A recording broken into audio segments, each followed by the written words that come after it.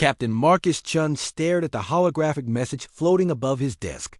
The familiar face of his childhood friend Zara, now adorned with the crystalline crown of the Altarian Empire. Her violet eyes held the same mischievous glint he remembered.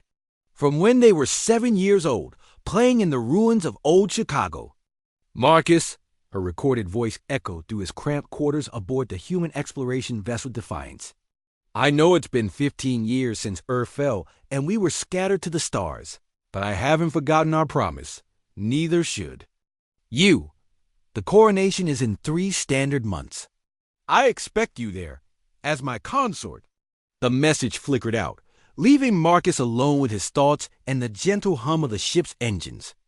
Around him, the walls displayed star charts of the outer rim, the lawless frontier where humanity had carved out its desperate existence after the Kalari invasion had turned Earth into a radioactive wasteland.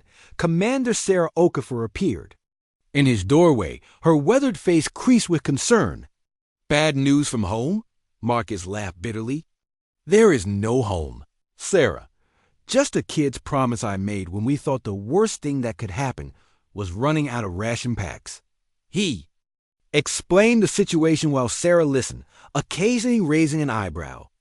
When he finished, she crossed her arms and studied him with the calculating look that had kept their crew alive through a dozen impossible situations.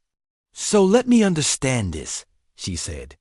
"Your childhood friend is now the ruler of the most powerful empire in 3 sectors, and she wants to marry you because of something you said when you were children? The Altarians take childhood bonds seriously. It's part of their culture. Any promise made in innocence is considered sacred." Marcus rubbed his temples. Zara was just a refugee kid back then, like the rest of us. None of us knew she was Altarian, royalty in exile, and now she's offering you a crown. She's offering me a cage. Marcus stood and walked to the viewport, where the stars streaked past in hyperspace. "You know what humans are to the galaxy, Sarah. We're the scrappy underdogs, the ones who jury-rig impossible solutions and survive against all odds. We're not meant to sit on thrones." Sarah joined him at the viewport. "Maybe that's exactly why. She needs you." Before Marcus could respond, the ship's communication array crackled to life. Lieutenant Hayes' voice echoed through the corridors. "Captain, we're receiving multiple distress signals from the Kepler colony. Kalari raiders, at least 3 dreadnoughts." Marcus and Sarah exchanged glances. Kepler colony housed nearly 50,000 human refugees, one of their largest settlements in the rim. "Set course for Kepler," Marcus ordered, his mind already shifting the tactical considerations. "And send word to Admiral Rodriguez. We'll need the entire 3rd Fleet for this." "Sir," Hayes responded. "Admiral Rodriguez reports the 3rd Fleet is engaged with Kalari forces at New Mumbai. We're on our own." The bridge fell silent, except for the hum of instruments. 3 Kalari dreadnoughts against 1 converted cargo hauler with jury-rigged weapons and a crew of 37. The odds were astronomical, but Marcus had faced worse. "Sarah, give me everything we have on Kalari's shield frequencies. Hayes, start calculating micro-jump coordinates. I want to know every asteroid, every debris field, every piece of space junk between here and Kepler." As the crew sprang into action, Marcus felt the familiar surge of adrenaline that came with impossible odds. This was what humans did. They found ways to win when winning should have been impossible. 6 hours later, the Defiance dropped out of hyperspace at the edge of the Kepler system.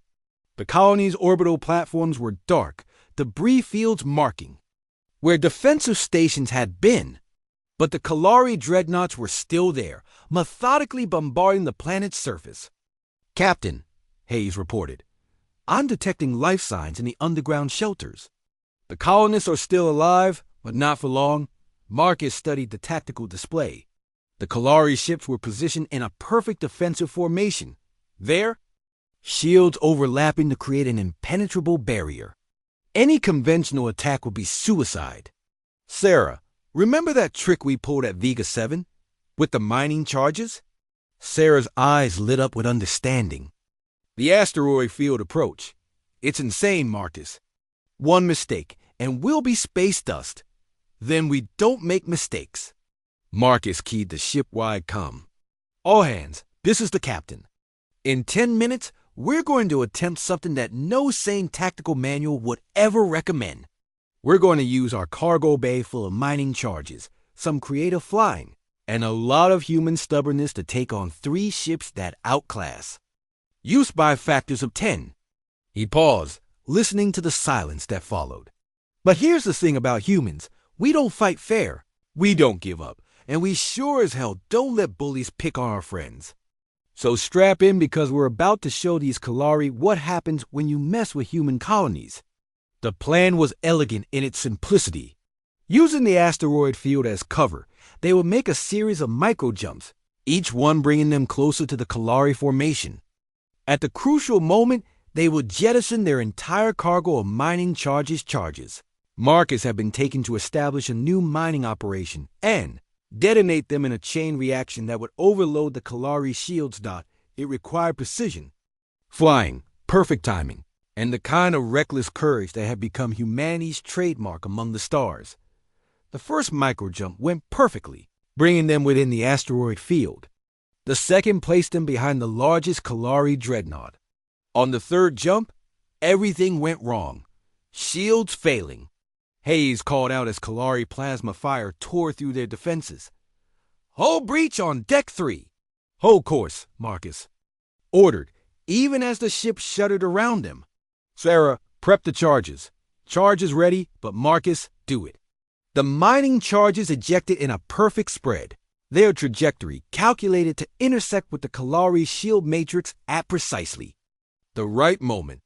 For a heartbeat, nothing happened. Then space erupted in a cascade of explosions that turned the night brilliant white. The Kalari shields collapsed in sequence, each failure triggering the next until all 3 dreadnoughts hung defenseless in space. All weapons fire, Marcus commanded. The Defiance unleashed everything it had: plasma cannons, railguns, and even the emergency mining lasers.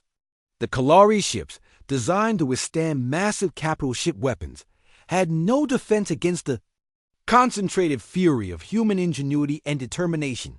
Within minutes, it was over. 3 Kalari dreadnoughts destroyed by a single human cargo ship, and a crew crazy enough to make it work. As the cheers died down, Marcus found himself thinking of Zara's message. Maybe humans weren't meant for thrones, but they were meant for something else. They were meant to be the ones who showed up when the odds were impossible, who found ways to win when winning shouldn't have been possible. 3 months later, Marcus stood in the crystal halls of the Altarian Palace, wearing ceremonial robes that felt awkward after years of military uniforms. Zara approached, radiant in her wedding attire, her violet eyes sparkling with the same mischief he remembered from their childhood. "I knew you'd come," she whispered as they joined hands before the assembled dignitaries of a dozen worlds. "I keep my promises," Marcus replied, "but I have one condition." Zara raised an eyebrow, a gesture that hadn't changed since they were children. The human colonies remain free. No imperial oversight, no tribute, no interference. They're under our protection now. Zara smiled, the expression transforming her regal features into something warm and familiar. "Marcus, that's exactly why I need you beside me. The galaxy is changing, and empires that can't adapt don't survive.